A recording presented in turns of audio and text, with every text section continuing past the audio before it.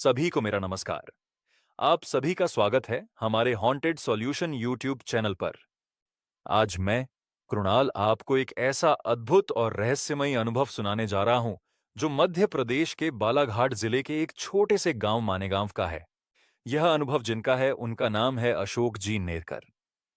इनके जीवन में एक ऐसा तूफान आया जिसने विज्ञान और विश्वास के बीच की रेखा को धुंधला कर दिया। आइए इस खौफनाक और हैरान कर देने वाले अनुभव को विस्तार से समझते हैं। अशोक नेरकर जी एक साधारण किसान हैं जो अपनी मेहनत से खेती करते हैं और सादगी से अपना जीवन व्यतीत करते हैं। उनका बेटा अक्षय, जो उनकी आंखों का तारा था, अपनी पढ़ाई के लिए छत्तीसगढ़ के राजनांद गांव में अपने बड़े पिताजी के पास रहता था। बचपन से ही वह होनहार था और उसने अपनी कक्षा 5वीं से लेकर 12वीं तक की शिक्षा वहीं रहकर पूरी की। साल 2017 की बात है। बेटे ने 12वीं की परीक्षा अच्छे अंकों से पास कर ली थी। परिवार में खुशी का माहौल था, मानो भविष्य के सुनहरे दरवाजे खुल रहे हों। लेकिन किसे पता था कि इन खुशियों के पीछे कोई काला साया घात लगाए बैठा है। परीक्षा के ठीक बाद अचानक उस लड़के की तबीयत बिगड़ने लगी। अशोक जी उसे अपने पास मानेगांव ले आए, लेकिन घर लौटते ही उसका रूप पूरी तरह बदल गया। वह बेटा, जो कभी शांत और आज्ञाकारी था, अब किसी पागल की तरह बर्ताव करने लगा था। उसकी आंखों में एक अजीब सी चमक थी और उसकी हरकतों पर उसका खुद का कोई काबू नहीं था। अशोक जी उसे तुरंत डॉक्टर के पास ले गए। डॉक्टरों ने जांच की, दवाइयां दी, लेकिन विज्ञान वहां हारता हुआ नजर आ रहा था। लड़के की हालत में रत्ती भर भी सुधार नहीं हुआ। 2-4 दिन बीत गए और घर का माहौल किसी मातम में बदल गया। जब दवा ने काम नहीं किया, तो पड़ोसियों और मोहल्ले के लोगों का आना जाना शुरू हुआ। लड़के की अजीबोगरीब हालत देख हर किसी के मुंह से एक ही बात निकली, अशोक भाई, यह बीमारी नहीं, ये तो साफ तौर पर भूत बाधा का मामला लग रहा है। इसे किसी मजार पर ले जाओ। मजबूर पिता के पास अब कोई और रास्ता नहीं था। वे अपने बेटे को लेकर पास के एक गांव की मजार पर पहुंचे। वहां कुछ तंत्र मंत्र और दुआएं हुई, पर लड़का शांत होने के बजाय और भी हिंसक होने लगा। फिर उन्हें किसी ने दूसरी जगह एक बड़ी मजार पर जाने की सलाह दी। वहां का नजारा और भी डरावना था। लड़के के सामने लोबान जलाकर उसकी धुनी दी जा रही थी ताकि बुरी शक्तियां शरीर छोड़ दें। लेकिन वह लड़का, जिसके भीतर शायद कोई और शक्ति समाई थी, उस धुनी पर थूकने लगा।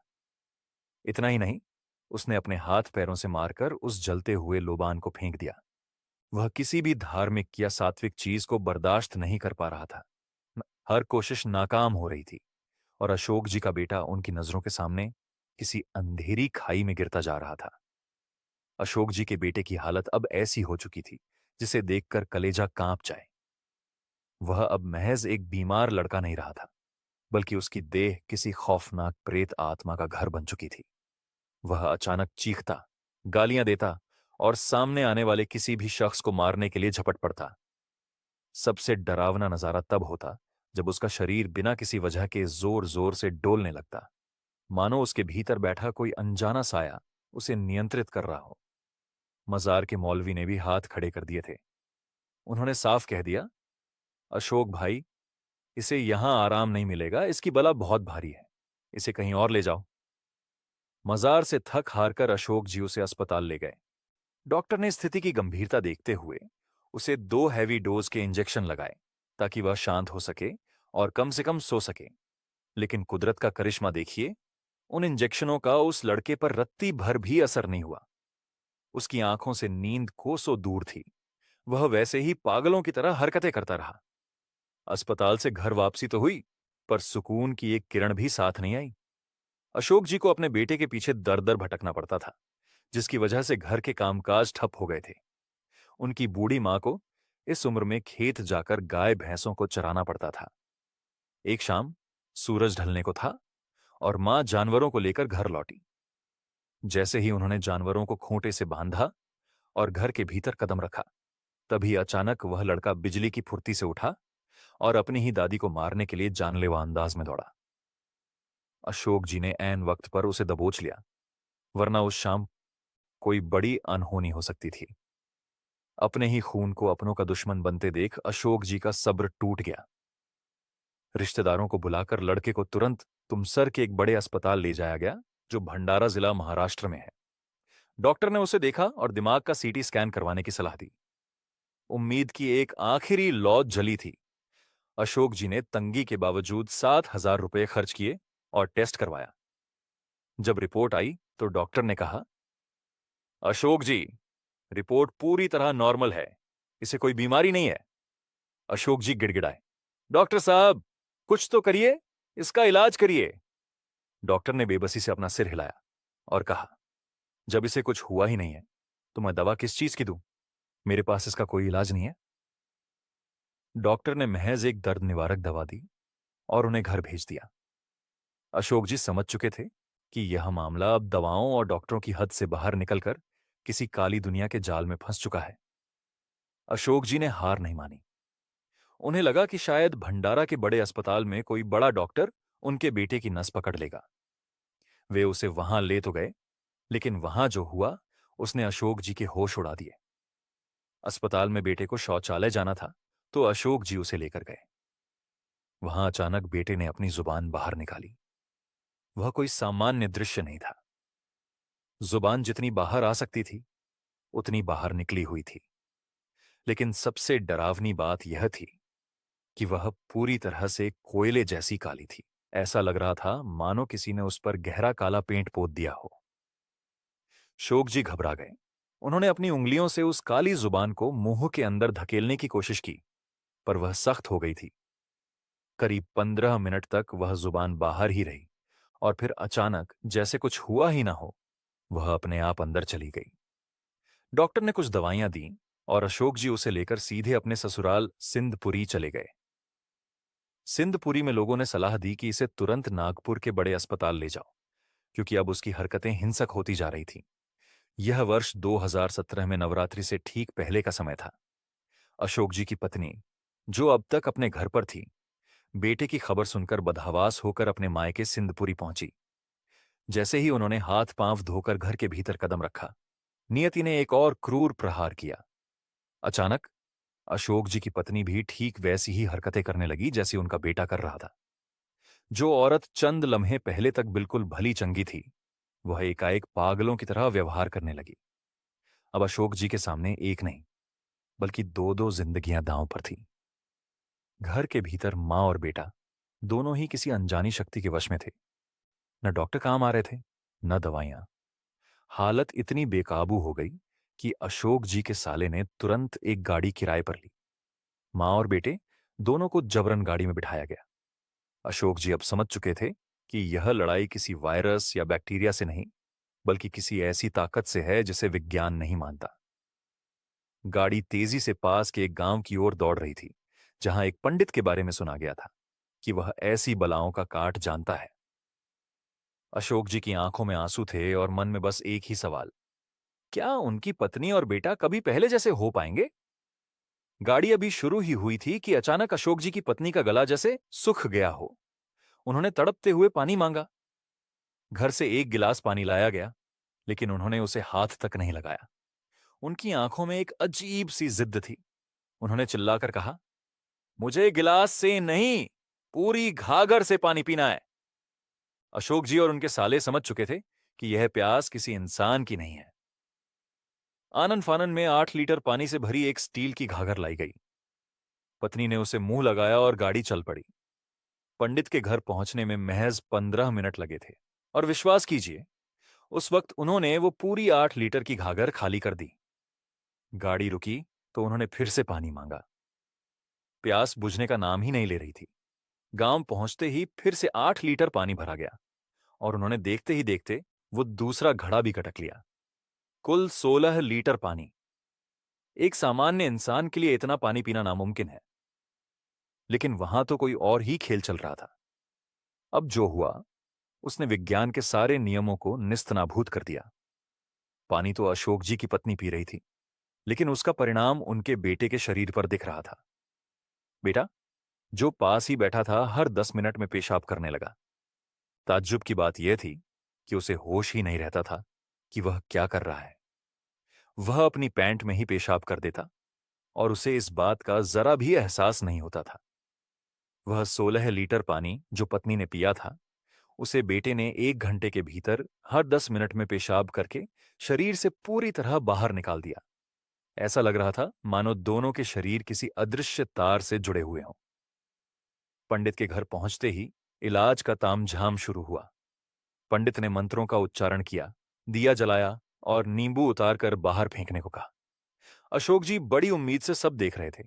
नींबू फेंके गए, दुआएं हुईं, तंत्र मंत्र हुआ, लेकिन नतीजा वहीं शून्य।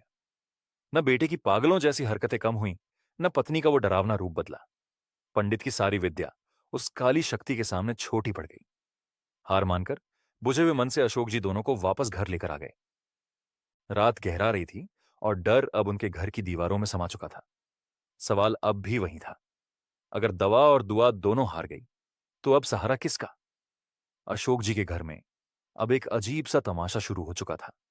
उनकी पत्नी के शरीर में बैठा वो साया अब अपनी पहचान बदलने लगा था। वह कभी चीखकर कहता, मैं देवी हूं, मैं दुर्गा हूं।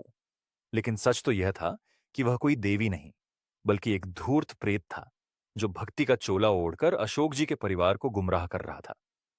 वह चाहता था कि घर वाले उसे शरीर से बाहर निकालने के बजाय उसकी पूजा करने लगे। अशोक जी की पत्नी हर वक्त एक अजीब से नशे में डूबी रहती थी, जैसे उन पर किसी गहरी बेहोशी का साया हो। जब गांव के टोटकों से कोई आराम नहीं मिला, तो अशोक जी उन्हें लेकर नागपुर के वर्धा रोड स्थित एक मानसिक रोग विशेषज्ञ के पास पहुंचे। अस्पताल का मंजर किसी जेल से कम नहीं था। एक वार्ड में मां कैद थी और दूसरे में बेटा। वहां डॉक्टर ने जो खर्चा बताया, उसे सुनकर अशोक जी के पैरों तले जमीन खिसक गई। रोज का खर्चा 40,000 रुपए। एक साधारण किसान के लिए 40,000 रुपए रोज देना नामुमकिन था, लेकिन अपनों की जान बचाने के लिए अशोक जी ने जमीन आसमान एक कर दिया। कैसे भी करके पैसे जमा किए और अस्पताल की तिजोरी भरनी शुरू की। उम्मीद थी कि शायद अब विज्ञान कोई चमत्कार करेगा, लेकिन अफसोस, देखते ही देखते 9 दिन बीत गए। लाखों रुपए पानी की तरह बह गए, पर आराम आराम के नाम पर 1% का भी सुधार नहीं हुआ। मां और बेटा वैसे ही पागलों की तरह तड़प रहे थे। अशोक जी पूरी तरह लुट चुके थे और अब उम्मीद की आखिरी लौ भी बुझने को थी। उसी दौरान अशोक जी की पत्नी के जीजा जी उनसे मिलने अस्पताल आए। वे परमात्मा एक मार्ग के सेवक थे। उन्होंने जब मां बेटे की वो भयावह स्थिति देखी, तो अशोक जी के कंधे पर हाथ रखा और कहा, अशोक, तुम ये लाखों रुपए यहां बर्बाद मत करो। ये बीमारी दवा की नहीं, दुआ की है। तुम परमात्मा एक मार्ग की शरण में आ जाओ, तुम्हारे परिवार का दुख वहीं कटेगा। अशोक जी अब उस मोड़ पर थे जहां इंसान तिनके का भी सहारा लेता है। उन्होंने तय किया कि वे एक आखिरी कोशिश करेंगे। अस्पताल में अपनी सास को बच्चों की निगरानी के लिए छोड़कर अशोक जी अपने साढ़ू भाई के साथ नागपुर के वाड़ी में स्थित मार्गदर्शक के घर की ओर चल दिए। वाड़ी में स्थित मार्गदर्शक जी के घर पहुंचते ही अशोक जी के भीतर का बांध टूट गया। उन्होंने अपनी आंखों के सामने अपने हंसते खेलते परिवार को राख होते देखा था। 40,000 रुपये रोज की लूट देखी थी और उस प्रेत का खौफनाक तांडव झेला था। उन्होंने एक एक करके अपनी आप बीती मार्गदर्शक जी को सुना दी। मार्गदर्शक जी ने सब कुछ बड़े शांत भाव से सुना। उन्होंने कोई डरावनी बात नहीं की, न कोई बलि मांगी, न कोई चढ़ावा। उन्होंने बस अशोक जी को भगवान की फोटो के सामने खड़ा किया और कहा, अशोक, अब अपनी मर्जी को भगवान की मर्जी में मिला दो। जो मैं कहता हूं, बस उसे दोहराओ। अशोक जी ने हाथ जोड़े। उनकी आंखों से आंसू बह रहे थे। मार्गदर्शक जी शब्द बोल रहे थे और अशोक जी उनके पीछे वहीं दोहरा रहे थे। उन्होंने भगवान के सामने एक वचन दिया, हे परमात्मा, यदि मेरी पत्नी और मेरे बेटे को इस नर्क से मुक्ति मिलती है, यदि वे पूरी तरह ठीक हो जाते हैं, तो मैं इस परिवार, इस परमात्मा एक मार्ग को स्वीकार करूंगा। ये केवल शब्द नहीं थे, यह एक मरते हुए पिता और बेबस पति की आखिरी पुकार थी। मार्गदर्शक जी ने एक साधारण गिलास में पानी लिया, उस पर फूंक मार के तीर्थ बनाया और उसे एक बोतल में भरकर अशोक जी को सौंप दिया। उन्होंने साफ शब्दों में कहा, अशोक, ये लो तीर्थ।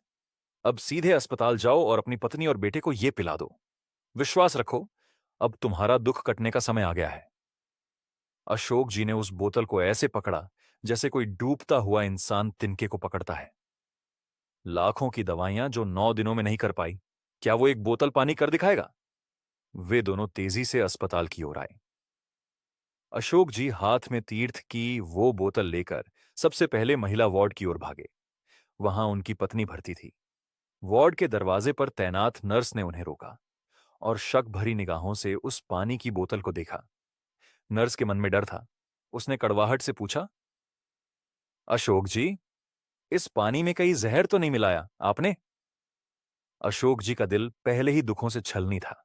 उन्होंने भर्राई आवाज में जवाब दिया, बहन जी, 9 दिन से मेरी पत्नी यहां मौत और जिंदगी के बीच झूल रही है। क्या एक पति अपनी पत्नी को जहर पिलाएगा? साथ में खड़े साले ने भी गवाही दी। तब जाकर नर्स ने उन्हें अंदर जाने की इजाजत दी। वार्ड के भीतर का नजारा देखकर अशोक जी की रूह फना हो गई। उनकी पत्नी, जो कभी घर की लक्ष्मी थी, आज लोहे की भारी जंजीरों से पलंग पर जकड़ी हुई थी। उसके हाथ पैर बंधे थे क्योंकि वह इतनी हिंसक हो चुकी थी कि किसी पर भी थूक देती थी और मारने दौड़ती थी। उसे एक जानवर की तरह बांधकर रखा गया था। नर्स ने उनके पत्नी का नाम लेकर आवाज लगाई, दवा पी लो। पत्नी ने आंखें तो नहीं खोली, पर बेबसी में अपना मुंह खोल दिया। अशोक जी ने कांपते हाथों से बोतल का ढक्कन खोला और थोड़ा सा तीर्थ उसके मुंह में डाल दिया। पत्नी को तीर्थ पिलाकर अशोक जी तुरंत मुड़े और चौथी मंजिल पर स्थित पुरुष वार्ड की ओर दौड़े, जहां उनका बेटा अक्षय भर्ती था। वार्ड दूर था तो उन्हें पहुंचने में करीब 10 मिनट लगे, लेकिन जैसे ही वे बेटे के वार्ड के पास पहुंचे, उनके पीछे खौफनाक चीखें सुनाई दी। उन्होंने पीछे मुड़कर देखा तो उनके पैरों तले जमीन खिसक गई। उनकी पत्नी, जो अभी 10 मिनट पहले जंजीरों में जकड़ी थी, वह दौड़ती हुई जेंट्स वार्ड तक आ पहुंची थी। वह पागलों की तरह अपने बेटे का नाम पुकार रही थी। अस्पताल के कर्मचारी सन्न रह गए कि एक जंजीरों में बंधी महिला आखिर लेडीज वार्ड से भागकर यहां तक कैसे आई। वहां के कर्मचारियों ने उन्हें पकड़ा और वापस लेडीज वार्ड ले गए। अशोक जी वार्ड के भीतर गए और अक्षय को आवाज दी। अक्षय को जंजीरों से नहीं बांधा गया था। अशोक जी ने विनती की, बेटा, यह भगवान के नाम का पानी है, इसे पी ले। लेकिन अक्षय के भीतर बैठी वो शक्ति उसे रोक रही थी। उसने दो टूक कह दिया, मैं नहीं पीऊंगा इसे। अशोक जी वहीं टूट गए। उनकी आंखों से बरबस आंसू बहने लगे। वे अपने बेटे के सामने गिड़गिड़ाने लगे, बेटा, जैसा लोग कह रहे हैं वैसा मैं कर रहा हूं। लाखों रुपए लुटा चुका हूं। बस एक बार मेरा मान रख ले और इसे पी ले। वहां सन्नाटा छा गया। 10 मिनट तक अक्षय ने कोई जवाब नहीं दिया। अशोक जी की सांसें अटकी हुई थीं। फिर अचानक अक्षय की आवाज बदली। उसने धीरे से कहा, ठीक है पिताजी, दे दो, मैं इसे अपने हाथ से पीऊंगा। अक्षय ने बोतल ली और पानी पी लिया। अशोक जी का गला भराया। वे चौथी मंजिल से नीचे अपने साले और सास के पास आ गए। वे इतने भावुक थे कि उनके शब्द साथ नहीं दे रहे थे। अशोक जी बेबसी के आलम में नीचे पार्किंग में जाकर बैठ गए थे। उनके दिल में उथल पुथल मची थी। तभी अचानक उनकी नजर ऊपर चौथी मंजिल की बालकनी पर पड़ी। वहां उनका बेटा अक्षय खड़ा था। उसने जैसे ही अशोक जी को देखा, अपना हाथ हवा में लहराया और बड़े ही साफ और संतुलित स्वर में आवाज दी, पापा, मैं पागल नहीं हूं। आपने मुझे इस पागल खाने में क्यों लाकर रखा है? अशोक जी के कानों में यह आवाज किसी अमृत की तरह घुली। वे पागलों की तरह दौड़ते हुए चौथी मंजिल पर पहुंचे। अक्षय दरवाजे के पास खड़ा था। जैसे ही उसने अपने पिता को देखा, वह दौड़कर उनके करीब आया। बीच में लोहे की सलाखों का दरवाजा था, पर अक्षय की आंखों में अब वह पुराना वाला नूर था। उसने धीरे से कहा, पापा, आपने जो पानी मुझे पीने के लिए दिया था, उसे पीते ही मुझे बहुत अच्छा लग रहा है। मेरा सिर हल्का हो गया है। यहां बहुत से पागल लोग हैं। मुझे डर लग रहा है। मुझे घर ले चलिए। अशोक जी की आंखों से खुशी के आंसू बहने लगे। वे तुरंत महिला वार्ड की ओर भागे। वहां उनकी पत्नी, जो अभी कुछ देर पहले जंजीरों में जकड़ी हुई थी और खुद को दुर्गा बता रही थी, वह अब बिल्कुल शांत बैठी थी। अशोक जी को देखते ही वह फूट फूट कर रोने लगी और बोली, आपने मुझे ये कहा लाकर डाल दिया है। मुझे यहां से निकालिए। मुझे अपने घर जाना है। वही पत्नी, जो 9 दिनों से किसी को पहचान नहीं रही थी, अब अपने पति को पहचान चुकी थी। वह साया जो उन्हें नचा रहा था, उस तीर्थ की एक बूंद के सामने हार कर भाग चुका था। चमत्कार तो हो चुका था, लेकिन अब बारी थी हकीकत की।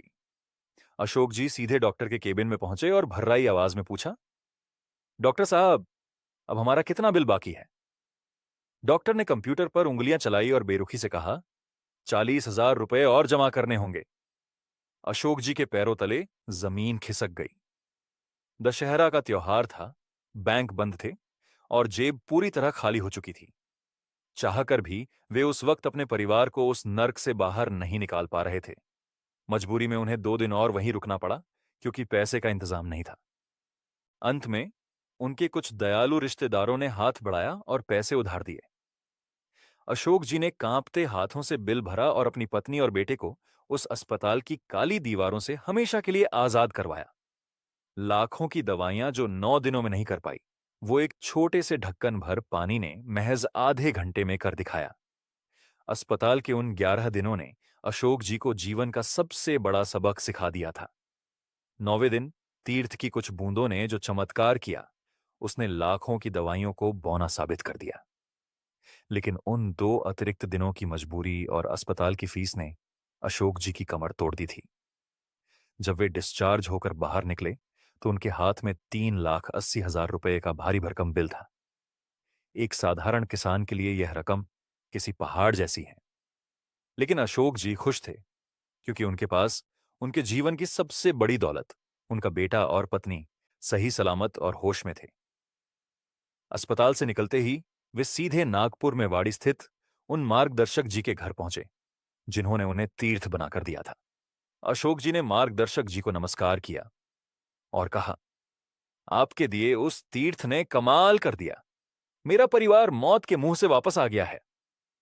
मार्गदर्शक जी ने मुस्कुराते हुए उन्हें याद दिलाया, अशोक, तुमने भगवान को वचन दिया था कि आराम मिलने के बाद तुम इस परिवार मार्ग को स्वीकार करोगे। अब समय आ गया है कि तुम अपने वचन को पूरा करो। अपने गांव जाओ और वहां के किसी मार्गदर्शक के पास जाकर नियम पूर्वक मार्ग में शामिल हो जाओ। अशोक जी मानेगांव पहुंचे और गांव के कुछ पुराने सेवकों से बात की। वे उन्हें पास के ही मार्गदर्शक प्रेमलाल जी लिल्हारे के पास ले गए। अशोक जी ने उन्हें अपनी पूरी व्यथा सुनाई। वो काली जुबान, वो 16 लीटर पानी का रहस्य और वो 40,000 रुपये रोज की लूट। सब सुनकर लिल्हारे जी ने उन्हें 3 दिन का सादा कार्य दिया। तारीख थी 3 अक्टूबर 2017, जब अशोक जी और उनका पूरा परिवार औपचारिक रूप से परमात्मा एक मार्ग का हिस्सा बना। जो दुख उनके घर को दीमक की तरह चाट रहा था, वह मार्ग में कदम रखते ही कपूर की खुशबू की तरह हवा में उड़ गया। 8 महीने तक उन्होंने सादे कार्य किए, जिसके बाद उन्हें त्याग का कार्य मिला। हवन हुए, 9 हवन की पूर्णाहुति हुई और देखते ही देखते अशोक जी का घर खुशियों से चहक उठा। वह खौफनाक प्रेत का साया और वह पागलपन फिर कभी लौट कर नहीं आया। अशोक जी के जीवन का यह चमत्कार केवल उनके परिवार तक सीमित नहीं रहा। उनकी अटूट श्रद्धा और सेवा भाव को देखते हुए साल 2021 में परम पूज्य परमात्मा एक सेवक मंडल, वर्धमान नगर, नागपुर की ओर से उन्हें मार्गदर्शक का पद प्रदान किया गया। आज अशोक नेरकर जी खुद दूसरों को वो रास्ता दिखाते हैं जिसने कभी उन्हें बर्बादी के कगार से खींचकर वापस लाया था। उनकी कहानी इस बात की गवाह है कि जब विज्ञान की सीमाएं समाप्त हो जाती है, तब वहां से परमात्मा का हाथ थामने का रास्ता शुरू होता है। अशोक जी नेरकर का यह सफर हमें एक ऐसी सच्चाई से रूबरू कराता है जो विरले ही देखने को मिलती है। आमतौर पर लोग मार्ग में आने के बाद आराम की उम्मीद करते हैं, लेकिन अशोक जी के मामले में तो मार्ग में कदम रखने से पहले ही उनके दुख दूर हो गए। जब वे वाड़ी के मार्गदर्शक के पास गए थे, तब उन्होंने अपनी मर्जी को किनारे रखकर भगवान को एक सच्चा वचन दिया था।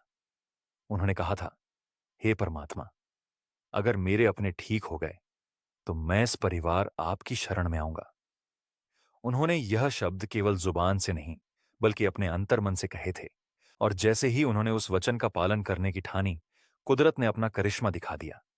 लोहे की सांकलें कट गईं, काली जुबान गुलाबी हो गई और पागलपन गायब हो गया।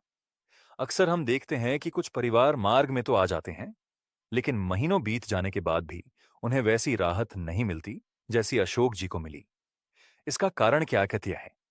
इसका कारण है चूक, गलती या सच्चाई को छुपाना। अशोक जी ने अपने मार्गदर्शक के सामने अपना कच्चा चिट्ठा खोलकर रख दिया था। उन्होंने कुछ नहीं छुपाया। नियम बहुत सीधा है। जब भी कोई नया परिवार इस मार्ग में कदम रखता है, तो उसे अपने पुराने से पुराने दुखों, वंश परंपरागत बीमारियों और अपनी हर परेशानी को मार्गदर्शक के सामने स्पष्ट रूप से बताना पड़ता है। जब आप अपना पिछला बोझ पूरी ईमानदारी से उतारकर मार्गदर्शक के पास रख देते हैं, तभी आपके आगे का रास्ता साफ होता है। जो लोग अपनी गलतियां छुपाकर रखते हैं, उनके जीवन में बाधाएं बनी रहती हैं। और इस मार्ग में सबसे महत्वपूर्ण बात यह है कि दिए गए नियमों से चलना पड़ता है। हम अशोक जी के बहुत आभारी हैं कि उन्होंने अपने जीवन की यह अनमोल आपबीती हमारे साथ साझा की, ताकि अन्य लोगों को भी इस मार्ग की शक्ति का बोध हो सके। आपको यह अनुभव कैसा लगा? हमें कमेंट करके जरूर बताएं। इस वीडियो को अपने परिजनों और मित्रों के साथ शेयर जरूर करें। हमारे आंकड़ों के अनुसार 100 में से 70 दर्शकों ने अभी तक चैनल को सब्सक्राइब नहीं किया है। यदि आपको ये अनुभव पसंद आ रहे हैं और शायद आप इस चैनल को सब्सक्राइब करना भूल रहे हैं, तो अभी सब्सक्राइब बटन पर क्लिक करें ताकि ऐसे ही अनुभव आपको समय समय पर मिलते रहे। हमारे वीडियो को इतना प्यार और साथ देने के लिए आपका हृदय से बहुत बहुत धन्यवाद। नमस्कार।